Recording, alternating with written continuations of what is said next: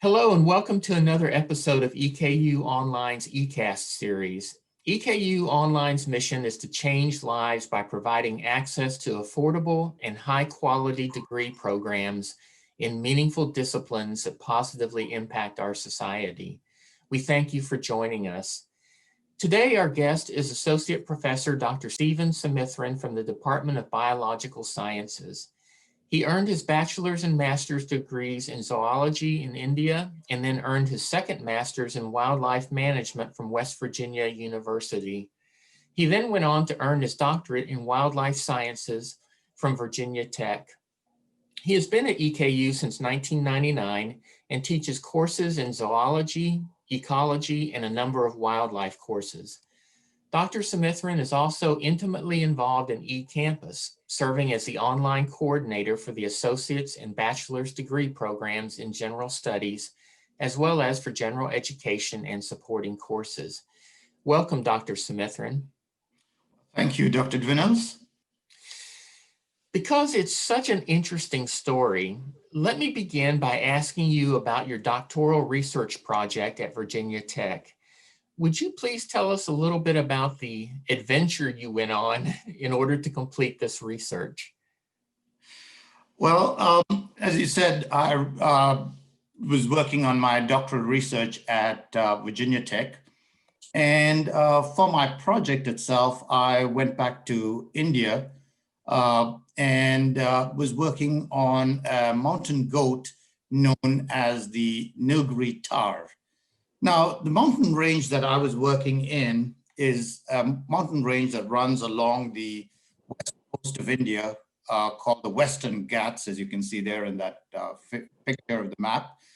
And kind of right in the middle of those Western Ghats, you see a highly elevated plateau there, and that is known as the Nilbury Plateau. And here the elevation is about 2,000 meters, roughly about 6,500 to 7,000 feet. And in these, along this mountain range, there is a high degree of endemism, meaning species that are found in the mountain range are not found anywhere else in the world. And also the UNESCO has designated the Western Ghats as one of the 13 biodiversity hotspots in the world.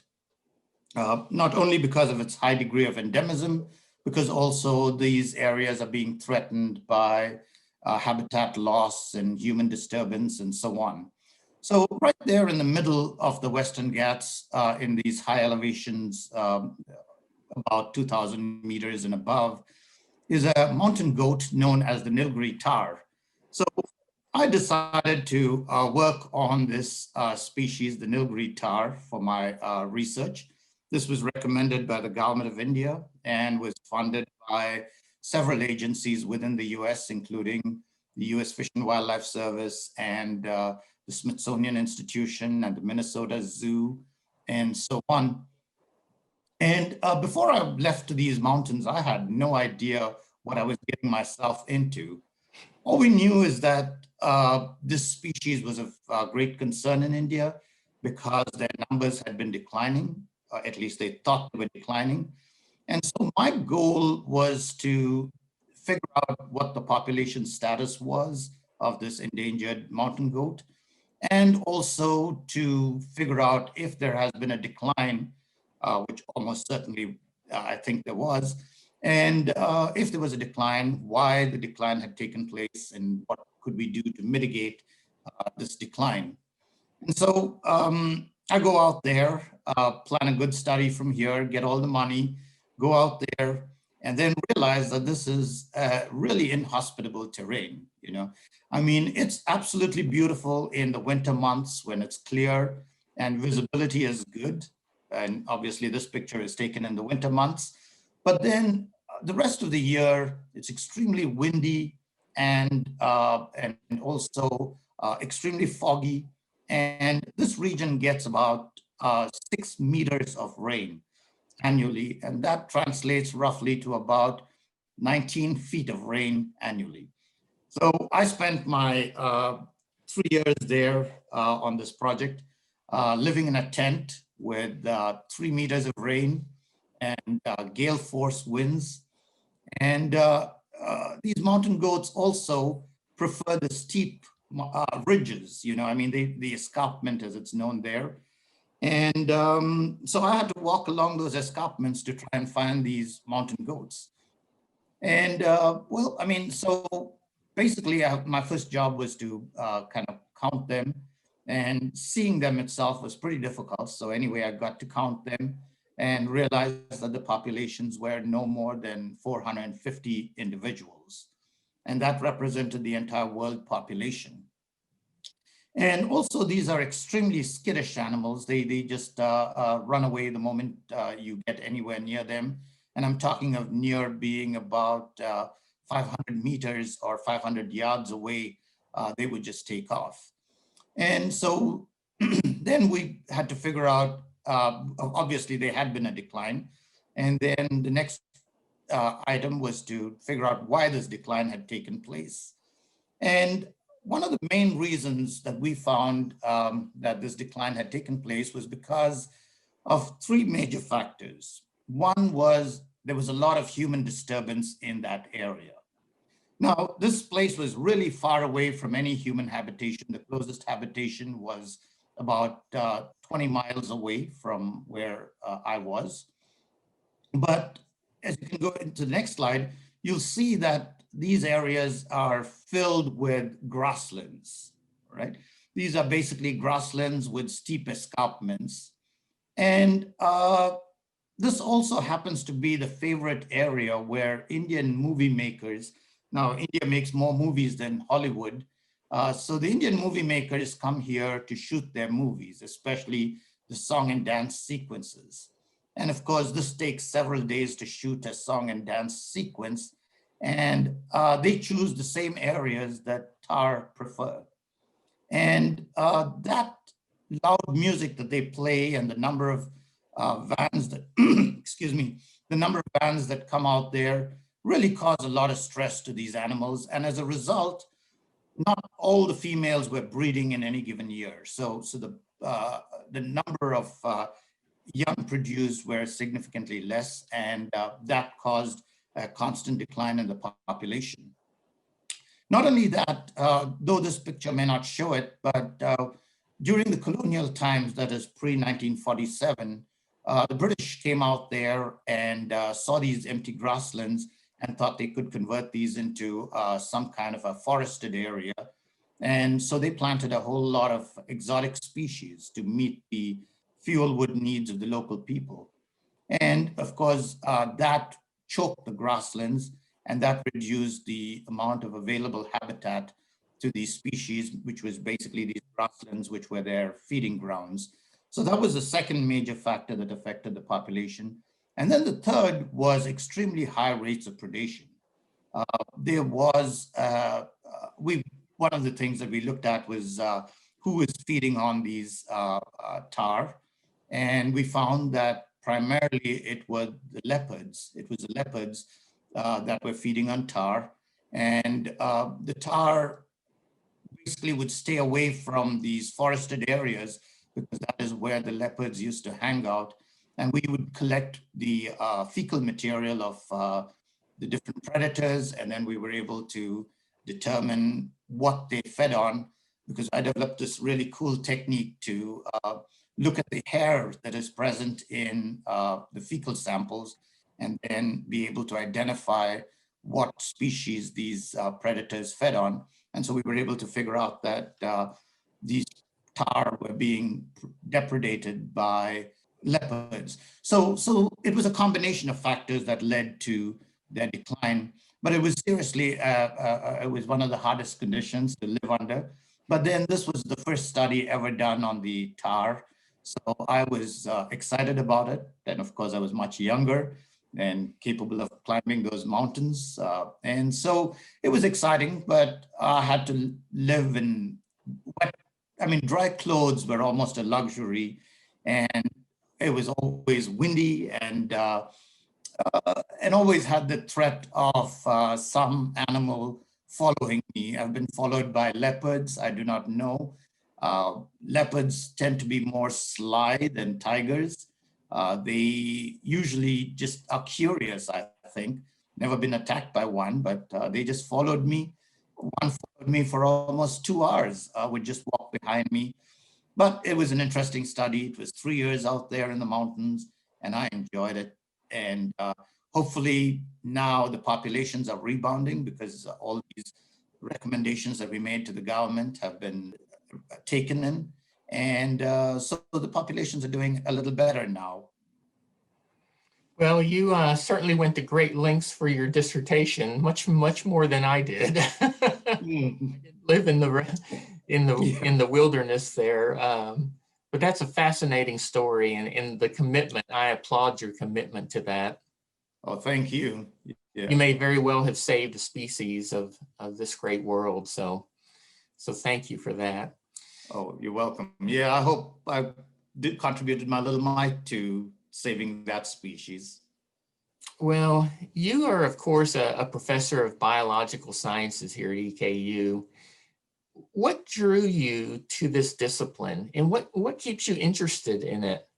And if you could, just tell us a little bit about your research efforts. Well, my interest in biology started really young. It's very different from most other kids my age group while growing up. Both my parents were naturalists, and in fact, my dad was a professor of zoology in India. And so I, from a very early age, was basically following my parents around as they went on their collection trips and so on.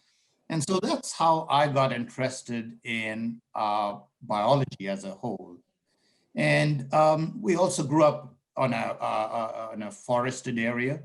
And so there were plenty of wildlife out there. And so that drew me to be a biologist per se. And also, growing up, I did not have the traditional books that most children read.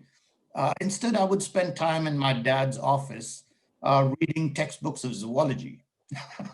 Kind of an unusual childhood to have, but that is what drew me to this discipline. And I always wanted to work with wildlife, but in those days in India, we never had a wildlife program.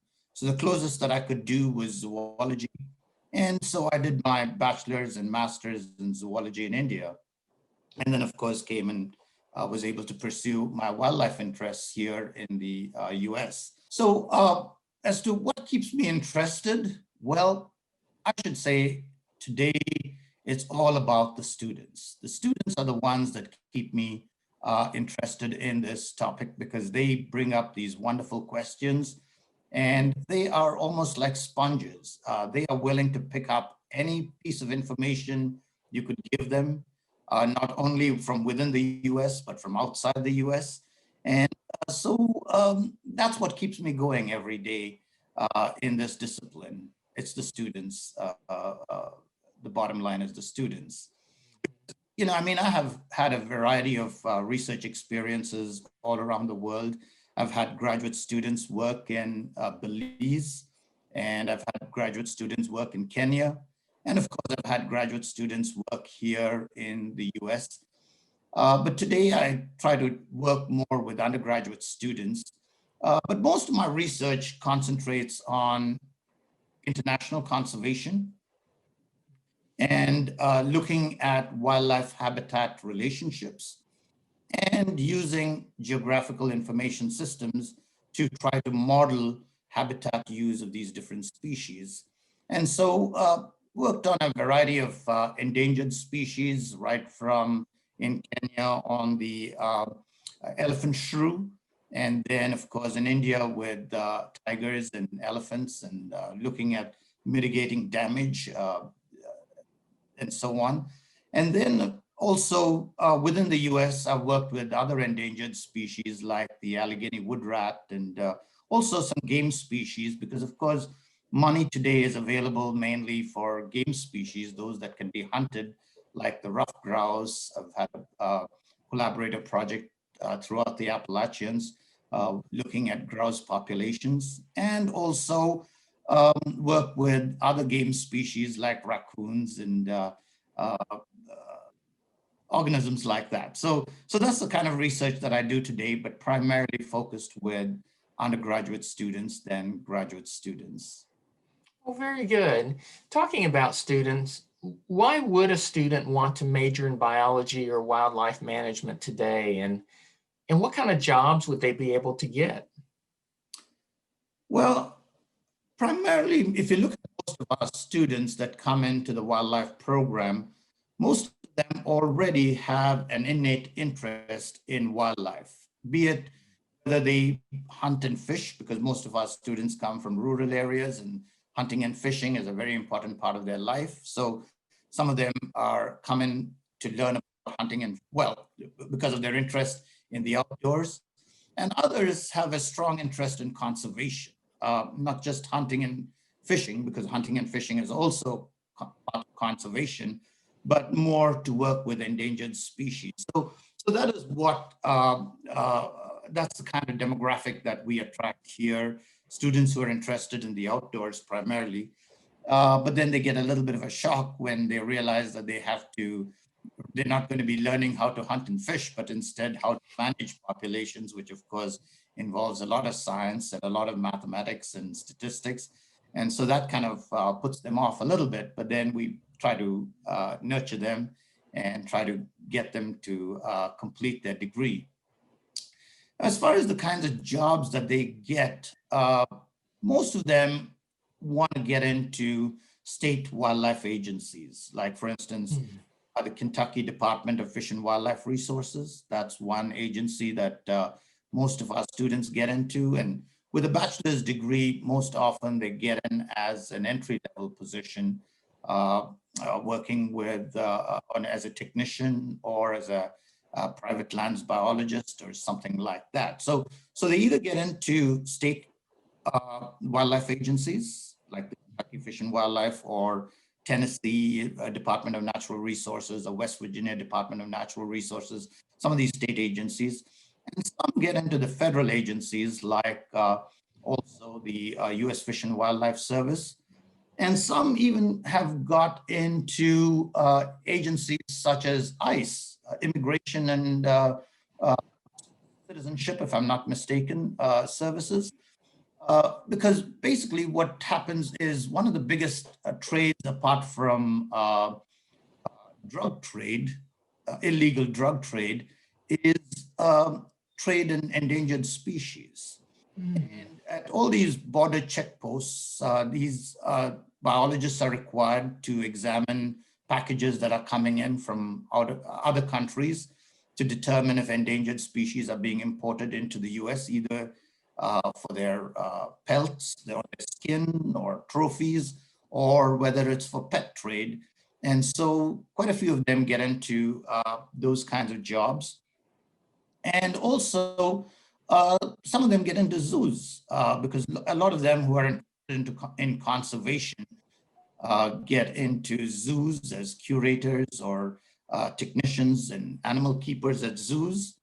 And then of course we have a sizable population that goes on to get their masters. So there are plenty of job opportunities for wildlife biologists. And I don't think I've come across a whole lot of students who have been unemployed after getting their degree in wildlife management from Eastern.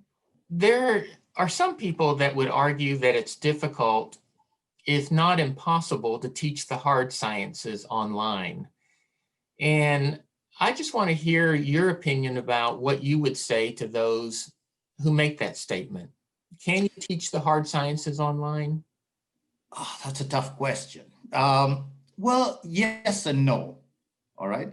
The yes is that, yes, certain courses lend themselves to be offered online, but not the upper division courses. The upper division courses are really not conducive to be offered online.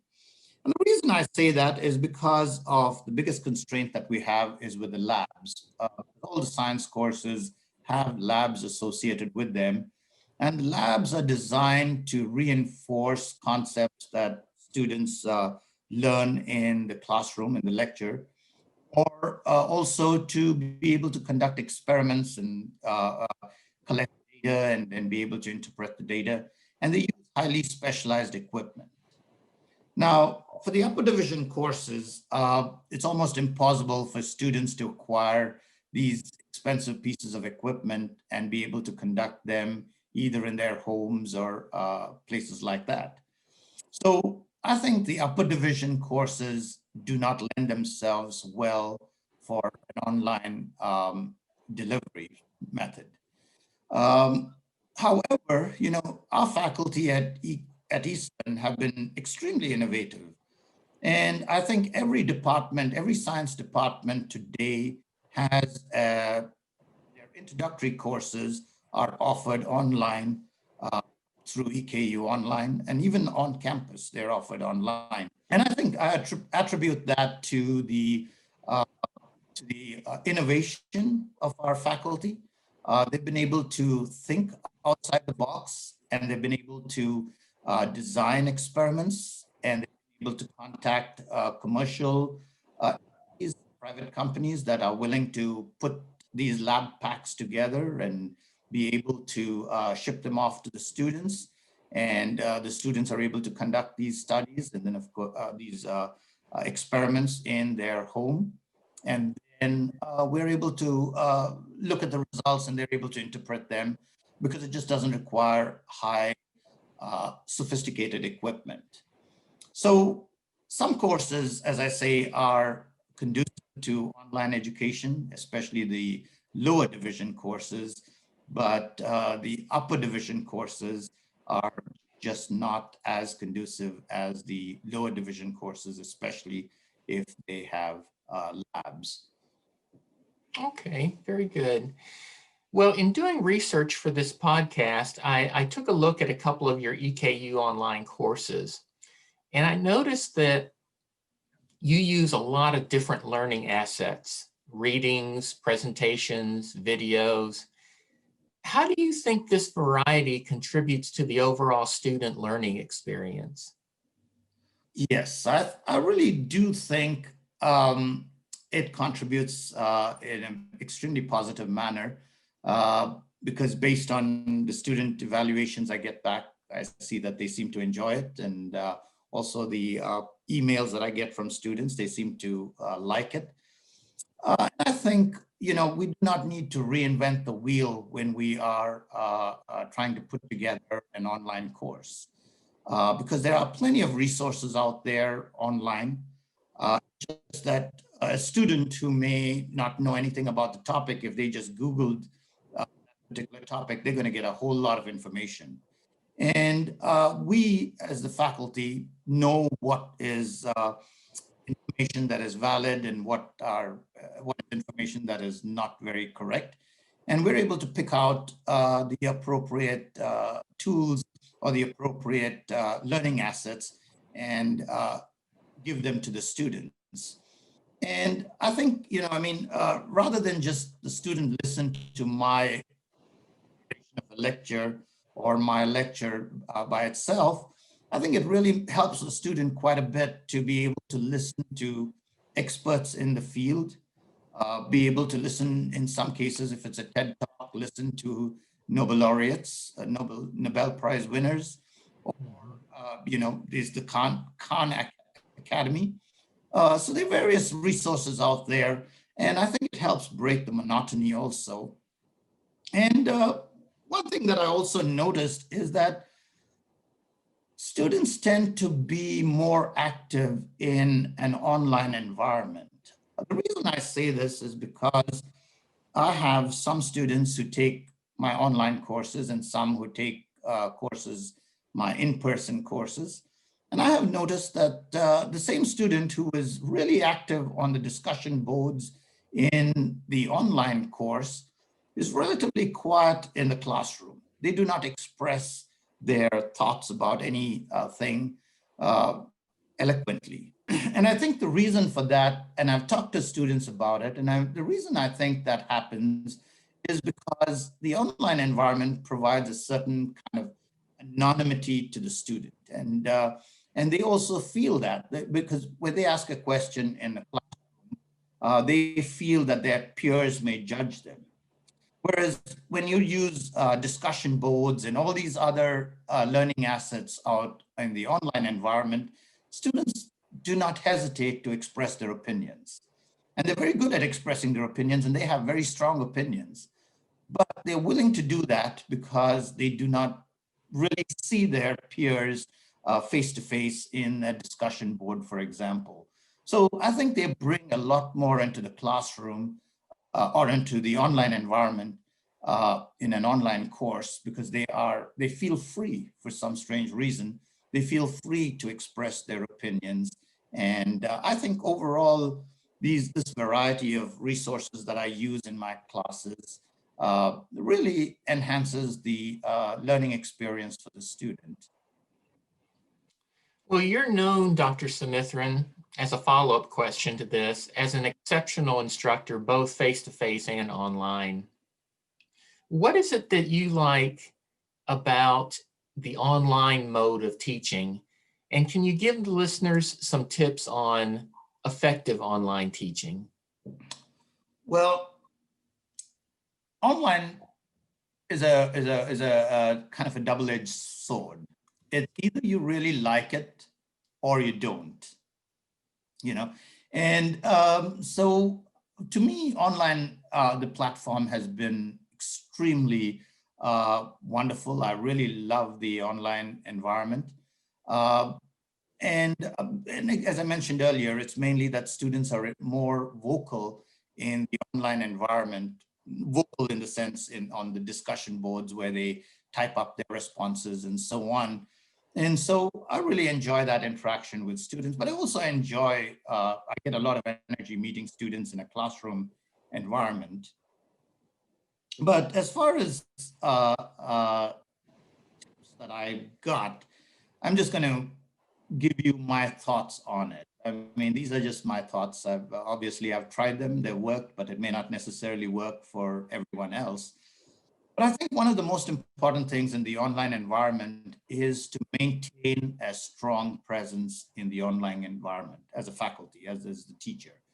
You need to maintain a very strong presence. Because if you think about a classroom situation, you have students meeting you 3 times a week, and they see you face to face, and you see them face to face. But in an online environment, it's very easy to go into quote unquote hiding, you know, where the student doesn't see you and you don't see the student.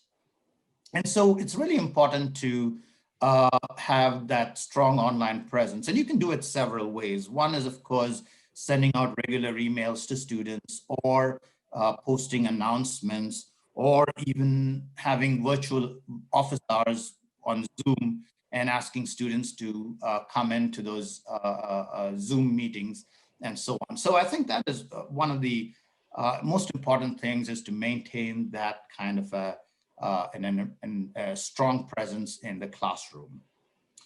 And second thing that I would think about is do not hesitate to use new technologies, right?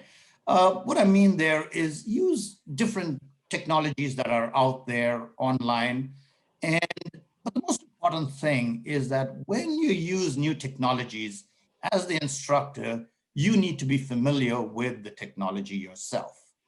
You need to spend some time getting yourself familiar with the technology, because you do not want to experiment with the students. Of course, you can tell the students that I want to try this new method out, but you need to know all the workings, because if the technology is an impediment to learning, then of course it is not going to be profitable for the student. So you want to make sure that you're able to address any issues that you come across with the technology and be able to help students out with the appropriate solution.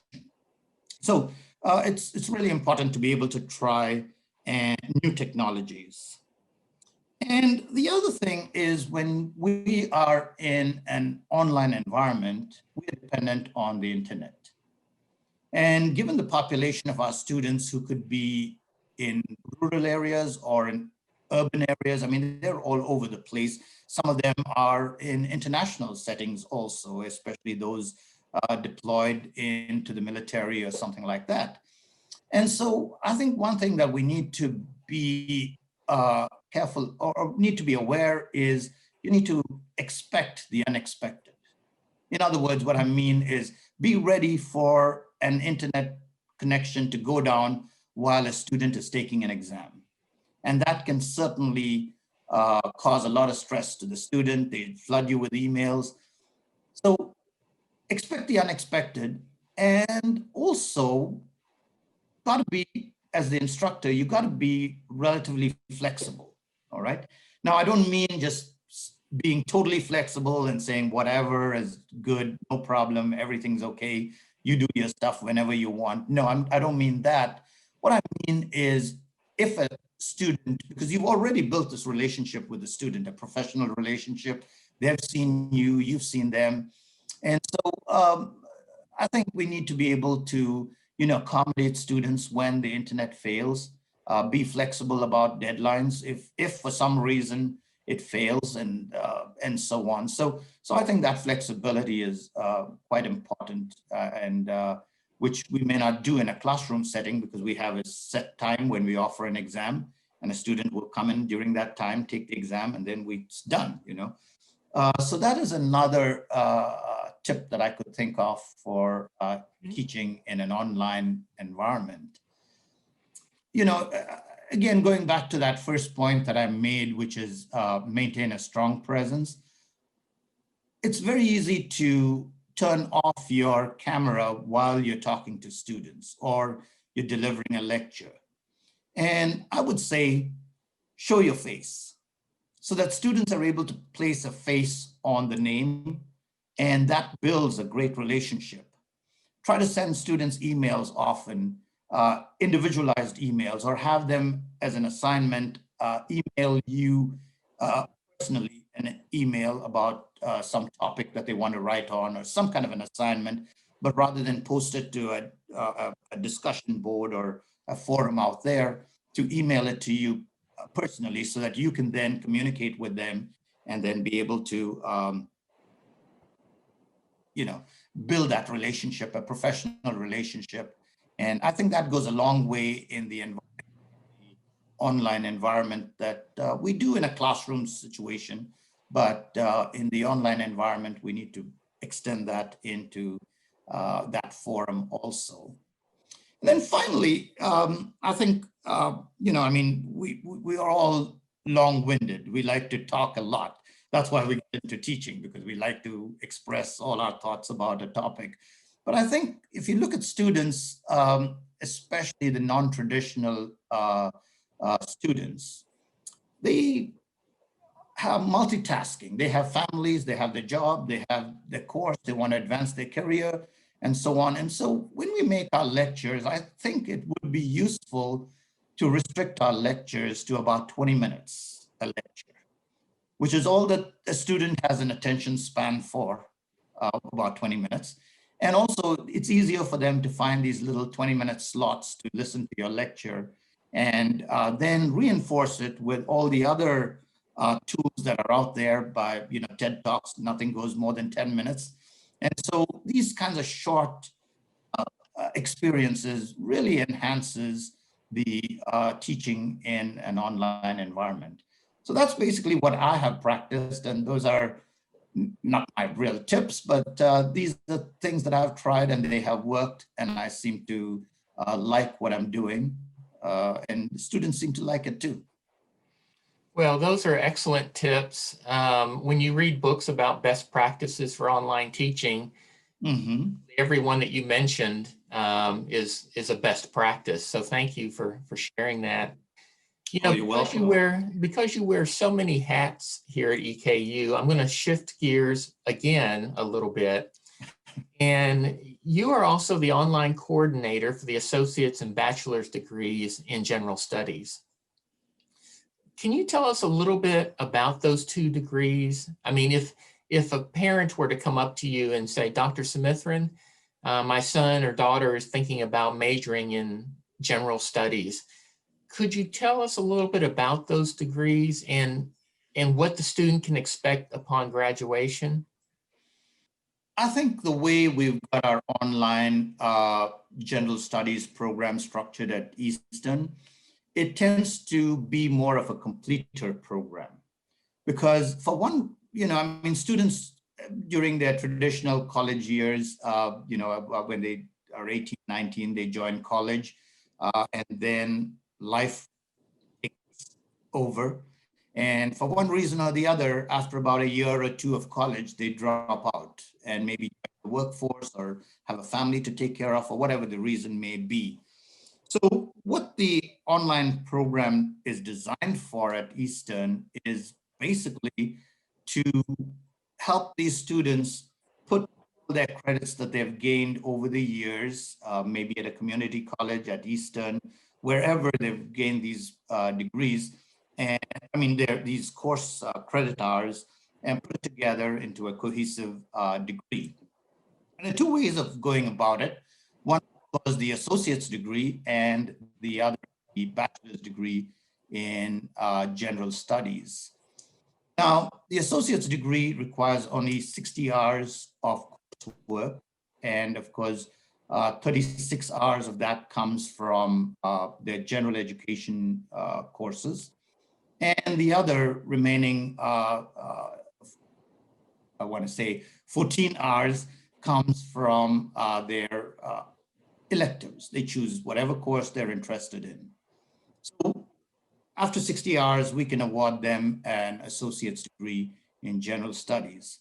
But what we've found is that most of our students do not really want the associate's degree, but instead want to go on for a bachelor's degree. And so in order to go on for a bachelor's degree, what a student really needs is 120 hours of credit hours to be able to get their bachelor's in general studies. Now, again, here, 36 hours will come from their general education hours, and then 39 hours from their upper division electives, which is 300 level or higher, and another 39 hours from the free electives courses that they've taken over their academic career. And so we're able to accept students from various parts of the country and also from different parts of Kentucky and be able to award them a degree. And I think this is really, if you look at our demographics of our online bachelor's and associate's degree students, most of them are non-traditional students. Most of them are non-traditional who maybe in their late 30s have joined the workforce and then now realize that they have all these courses that they have sitting over the years that they've taken these courses, and realize that they need a degree, a formal degree to move on, to be able to get a promotion and to move on in their careers. And so then they come to us and we're able to direct them and guide them into what courses to take based on their interests and so on.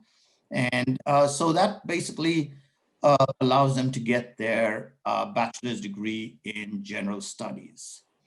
Now, unlike, and this is where I think these general studies degree is very different from a traditional major on campus. Let's say you take a wildlife major or a psychology major. They have taken detailed courses or in-depth courses in their respective disciplines. So I think what that does is it gives them only one tool in their toolbox to confront real world situations. Whereas our students take a variety of courses, whatever interests them that they can use. And so what they're doing is basically they're bringing different perspectives into the workforce. It's just, I always like this analogy that someone gave me once, and it says that if imagine you were asked to nail a nail into a piece of wood and you had a hammer, that would work great. But if you were given a screw and had to get that screw into that piece of wood and all you had was a hammer, it's not going to work. You need several tools in your toolbox to be able to approach a problem. And I think general education or general studies and general education provides students with all those tools. And if you look at our students today, they are not in any particular job. They are in various kinds of jobs, right from managerial positions at retail stores, all the way into education and into, say, golf management. They do a whole variety of things. And I think a workforce that has more tools in their toolbox are more sought after by potential employers than someone who just is specialized in one discipline. Well, as we wrap this up, Dr. Sumithran, I'd like to ask you another question. In doing research, I understand that annually you go on safari. And that sounds absolutely fascinating to me.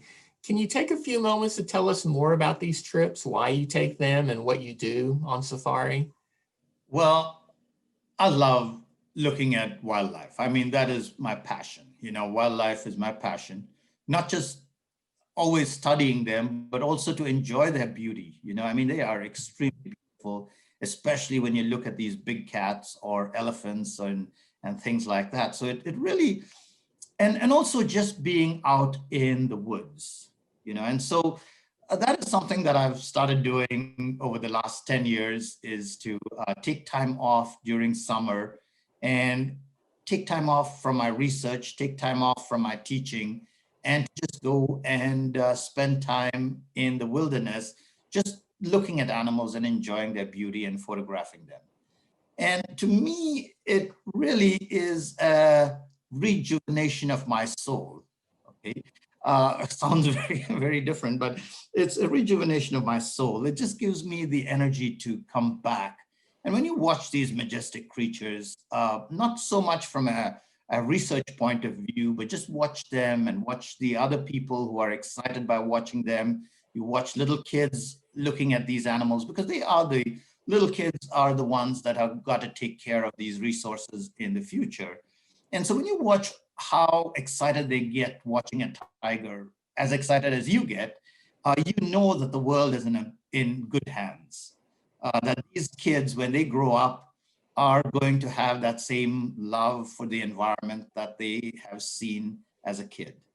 And it takes me back to my childhood days when I would go with my parents and get to spend time out in the woods. And the excitement that they inculcated in me at that time, has brought me to where I am. And I'm hopeful that the world is in better hands as we get more and more kids to go out into the wild and spend time and enjoy it rather than sitting and playing video games in their homes. So it's just gratifying to the soul. Well, this has been such an enjoyable conversation, Dr. Sumithran. Is there anything else you'd like to leave with our listeners? Any tips or any words of wisdom? Well, don't look to me for wisdom, but but no, I think this has been such a privilege to work here at EKU. I mean, I always wanted to maybe spend time later in life in Africa or somewhere like that, working with underprivileged children and underprivileged students. But I realized that I don't need to go all the way to Africa to do that. And I think right here we have that opportunity because our students come from such varied backgrounds. And I think there has been nothing more satisfying in my life than taking a farm boy or girl and converting them into a scientist. And I think that's one of the strongest points about Eastern, which has kept me here and keeps me going. And I think every one of us, I'm sure, feels the same way. Every one of the faculty here feel the same way, that we have a purpose here. And I should say that I've enjoyed it thoroughly. Well, Dr. Sumithran, we thank you so much for your time. We really appreciate it. And we wish you nothing but continued success here at EKU. Thank you so much. Well, thank you, Dr. Dwinels. Thank you very much.